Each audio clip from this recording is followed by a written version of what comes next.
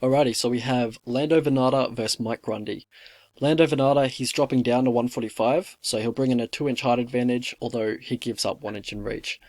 Lando Vannata, his career hasn't been the best in the UFC. He's got 3 wins in 10 fights. He had a good win over Yancy Medeiros, which I'd probably say is his best win. He had that 1 in a million kick against John Makdessi, and he's got a win over Marcus Mariano, whatever his name is, who obviously wasn't UFC caliber. Like, that guy was very, very bad. No way else to say it, sorry. But yeah, we'll break down the strike into these two. So for Mike Grundy, obviously not a natural striker. He's very boxing heavy, tries to be very light on his feet, but his upper body movement is very stiff. And he's usually taken the back foot. He's trying to get you to walk onto his takedowns or his punches. And he often doesn't set up a lot of his power punches. Like, he'll go for the naked left hook, the naked step in straight right, and that could get him in trouble against Lando, because Lando, he's very comfortable on the feet, he's very offensively minded as well. He's always looking to counter. And he's able to fight in either stance, but I'd probably say he's more comfortable in orthodox, and things that I think Grundy needs to watch out for is the pull 2 of Lando and the pull uppercut of Lando, because he's just constantly looking for that. As I said, he's so offensively minded. And Grundy, he'll sometimes use that overhand, that naked overhand right, to set up his takedown attempts, which normally would raise opponents' guards and then the legs get exposed, but Lando's hands are already low and he's not really looking to be defensive when he's on the feet. So he's probably not going to raise the hands up, he's going to be looking for counters, as Grundy's going to be looking to set up his takedowns. So that's going to be something that Grundy needs to be very careful of, is his takedown entries. But yeah, Lando, he's, as I said before, very offensively minded. So his hands are low at all ranges, his head doesn't move, and with his hands, he basically refuses to bring them up. Like, he's just so stubborn with keeping his hands down that even if you jab his face off, he's not going to bring them up. So yeah, it is what it is. For Grundy, he also has very little head movement as well. He eats a lot of straight punches. As I said before, pretty stiff in the upper body, and he is quite heavy on the lead leg, so maybe that's something Lando could attack. And that's because Grundy employs that boxing heavy style, so yeah, that's about it. But where Grundy really wants the fight to be is in the wrestling exchanges or on the mat if possible. Yeah, so he's an accomplished freestyle wrestler coming out of England, reputation for British wrestling isn't the best, but this guy can wrestle. Like, he's got a really nice single leg, he'll run the pipe from there. That's probably his favourite takedown. He could change levels into a double leg when the opponent closes distance. Once he gets you on the mat, he's more position over submission or damage. He looks to get position and then look for damage. He looks to advance position immediately though. He'll look to stack and sweep if opponent is trying to play the guard game with him. And then once he gets past that, he's looking to get into his favourite position, which is side control, and he can work his submissions from there.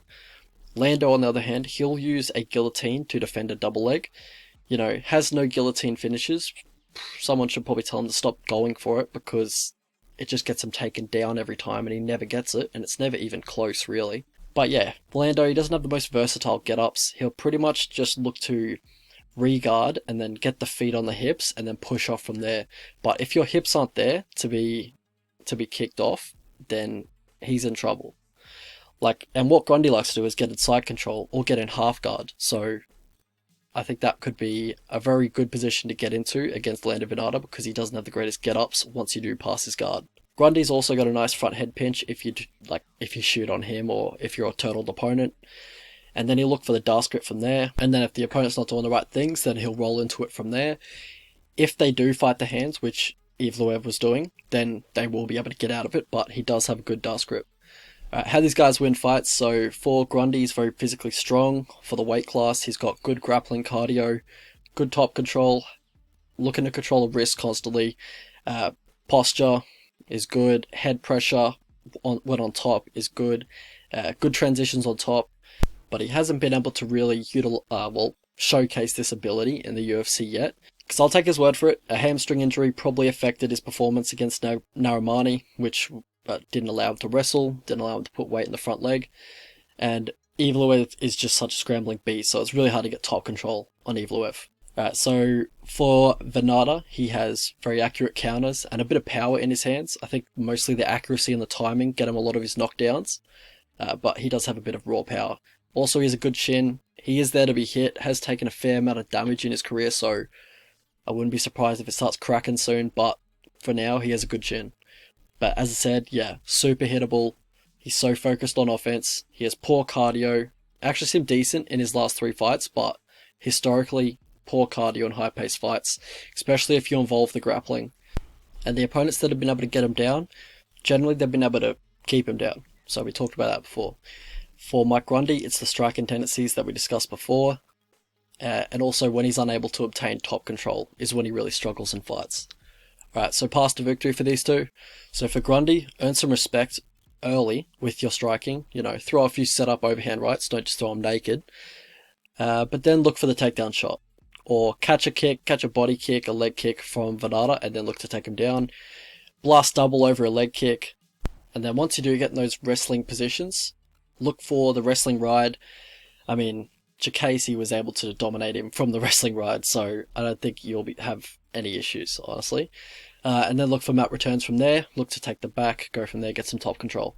Alright, so for Vannata, look to get him on the back foot. Don't rush in. Play the low volume game. Just touch him at distance with kicks, jabs. You want to stay on the feet, so you're happy to play the low volume game, really. Don't get over aggressive when you have him hurt, because he will level change for a double. And he will be able to take you down, probably. Look for 1s and 2s at distance, but don't extend your combinations to a great extent. Just keep him short, keep him at distance, keep touching him. Look for that pull uppercut, the pull 2 when he does throw strikes. The pull uppercut preferably because it does discourage the takedown attempts, the future takedown attempts from Grundy. Also leg kicks, as I said, he's very heavy on the lead leg, but make sure you set them up because if you just throw him naked, he's going to blast double over your leg kicks. Alright, so how I see the fight playing out. Alright, so, I still think Grundy is someone to watch. Evloev's just such a fucking beast, man. You can't really write him off after that loss. Most of Grundy's striking takes place in the pocket, which is where Vannata thrives, on his pull counters and his vision in close. And he will sit down on hooks in the pocket, which could absolutely put the lights out of Grundy. This makes the striking battle quite dangerous for Grundy. Vannata is also really good at controlling the distance against wrestlers, and Grundy is the one that needs to close the distance and get his offense going.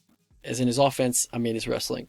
After he gets tagged a few times on the feet, I imagine he gets his wrestling boots on and then really starts going for the takedowns.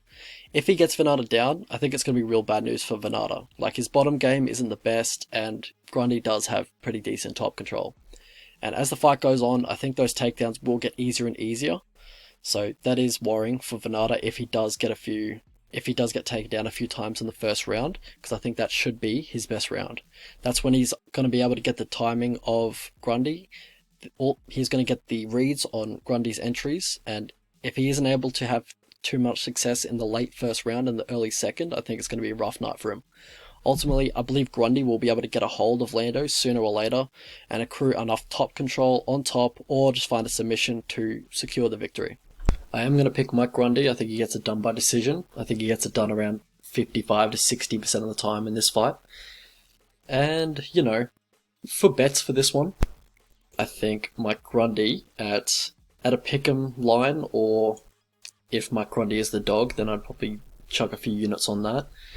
I think maybe a draw could be on the cards here, bit of beer money on the draw.